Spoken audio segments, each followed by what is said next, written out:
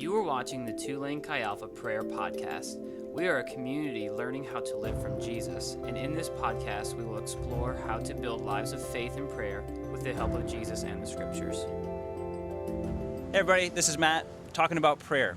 Last week we began with our Father who is in heaven, remembering that God is near to us and longs to hear from us like a dearly loving Father. That's how Jesus revealed him to us. Now, the next line is, hallowed be your name. What in the world does that mean, right? Hallowed be your name. Now, a lot of times people talk about prayer as if it's just a conversation with God.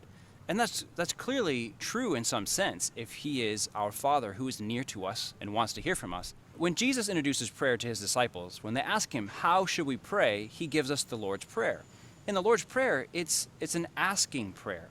So the first ask is, hallowed be your name. It's about asking for something. So I would say that prayer begins, in this sense, with an awareness that the world is not the way that it should be. Hallowed, holy, sacred, other. What does it mean when we say holy? Hallowed is the verb form.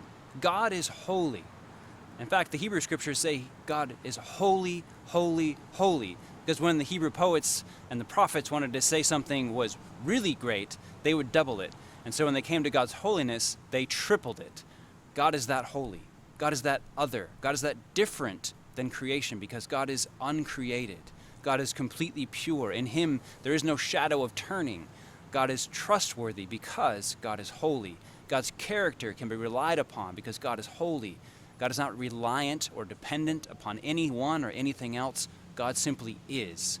Hallowed be your name can be described almost like if you're a little kid on the playground and someone makes fun of your mom or makes fun of your dad. Like, my dad is great. My mom is the best. Hallowed be your name is almost that childlike cry. Like, God, let the world recognize who you really are. Let who you are be revealed in this world because the world is a mess.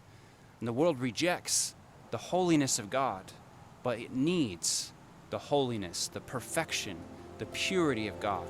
And so we pray, hallowed be your name.